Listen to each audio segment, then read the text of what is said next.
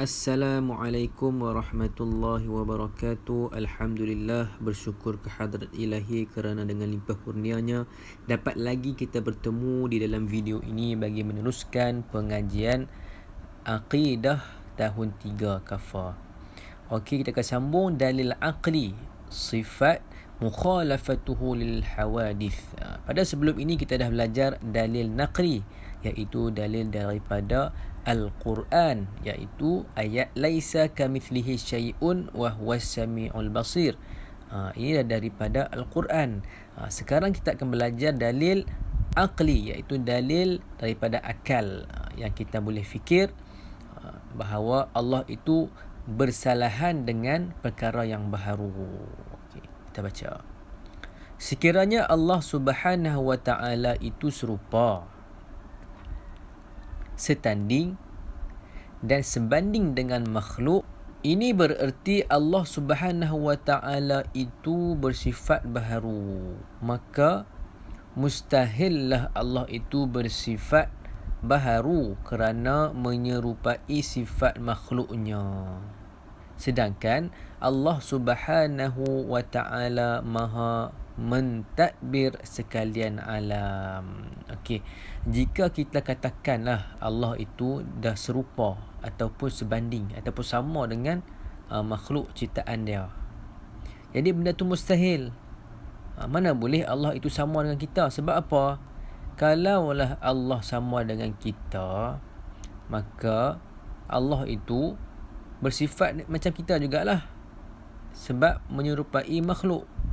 Sedangkan Allah itu adalah amat berkuasa dalam mentadbir sekalian alam.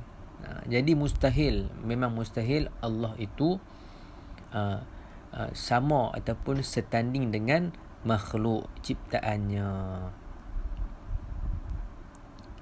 Jadi maknanya Allah itu bersifat dengan mukhalafatuhu lil hawadith, iaitu bersalahan dengan perkara yang baharu, ataupun Allah itu bersalahan dengan makhluk ciptaannya, tak sama langsung dengan makhluk ciptaannya.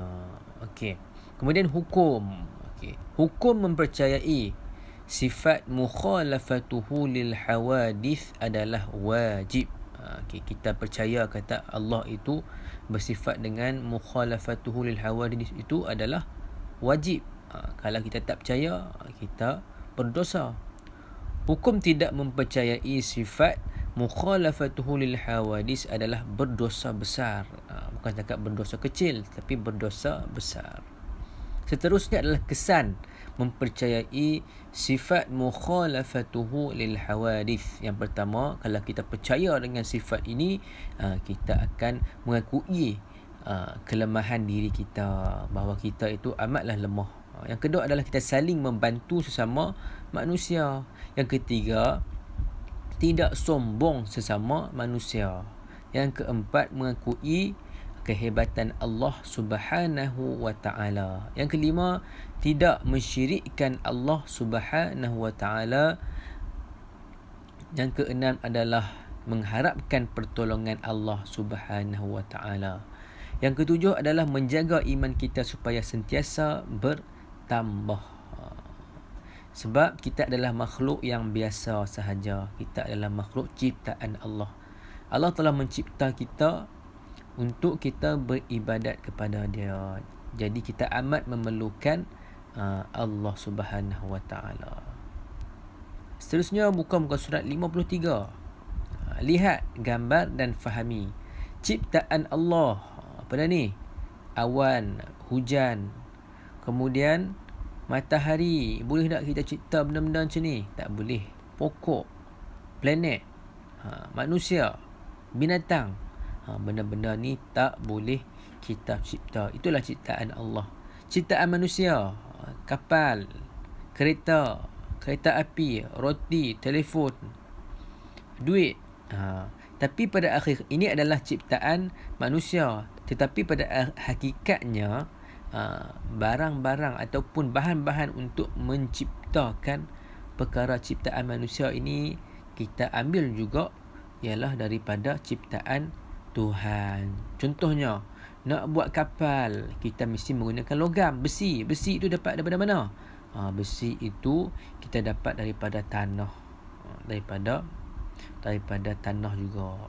Okey, contohnya roti. Roti kita nak buat menggunakan gandum, kan? Gandum itu siapa yang cipta? Berbalik kepada ciptaan Allah juga. Itu adalah pada hakikatnya semua perkara di dunia ini adalah ciptaan Allah. Seterusnya adalah baca dan hayati muka surat 54. Akibat tidak mempercayai sifat mukhalafatuhu lil hawadis. Jika kita kata Allah itu sama, kalau kita tak percaya kata Allah itu bersalahan dengan kita, kita kata Allah itu sama saja dengan makhluk. Apa yang terjadi? Tidak menghormati sesama manusia. Kita tak hormat manusia. Kemudian kita mementingkan diri sendiri. Seterusnya kita bangga dengan kelebihan diri kita. Yang seterusnya adalah suka bercakap besar.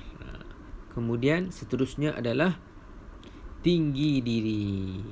Jadi apabila kita tidak mempercayai kata yang Allah itu bersalahan dengan perkara yang baharu ataupun bersalahan Allah itu dengan makhluk, kita akan kata Allah itu sama saja dengan kita. Jadi terjadilah perkara-perkara ini.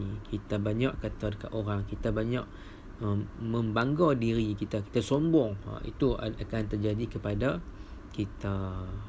Okey, setakat itu sahaja. Kita akan sambung lagi pada pengajian yang akan datang, iaitu sifat yang seterusnya, sifat qiyamuhu binafsih.